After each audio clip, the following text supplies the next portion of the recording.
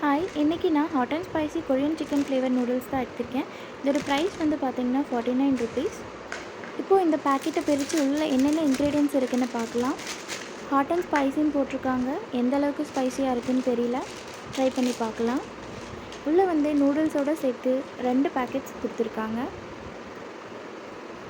இந்த white colour packet வந்து liquid டைப்பில் இருக்குது, அது வந்து சீசனிங் ஆயில். இந்த பிளாக் கலர் பாக்கெட் சீசனிங்னு போட்டிருக்காங்க, மேபி சீசனிங் பவுடர்னு நினைக்கிறேன்.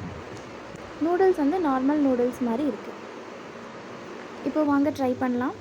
ஃபஸ்ட்டு நூடுல்ஸ் வேக வைக்கிறதுக்கான பாத்திரம் வச்சுட்டு 1.5 கப் அளவுக்கு வாட்டர் ஆட் பண்ணிவிட்டு நூடுல்ஸை சேர்த்துடலாம்.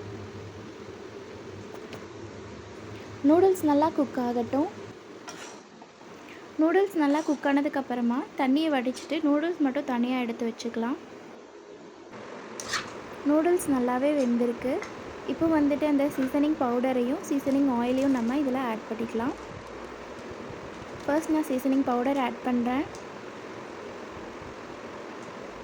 இது நம்ம எப்பயும் யூஸ் பண்ணுற நூடுல்ஸோட பவுடர் மாதிரி தான் இருக்குது.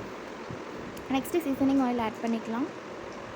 ஒரு ரெட் கலர் லிக்விட் ஃபார்மில் இருக்குது. ஆட் பண்ணிவிட்டு நல்லா மிக்ஸ் பண்ணிக்கலாம்.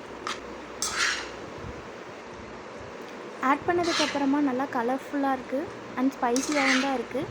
உங்களுக்கு ஸ்பைசி கம்மியாக வேணும்னு நினச்சிங்கன்னா அந்த சீசனிங் ஆயில் மட்டும் கொஞ்சம் கம்மியாக ஆட் பண்ணிக்கோங்க. நீங்களும் கண்டிப்பாக ட்ரை பண்ணி பாருங்கள். பாய்.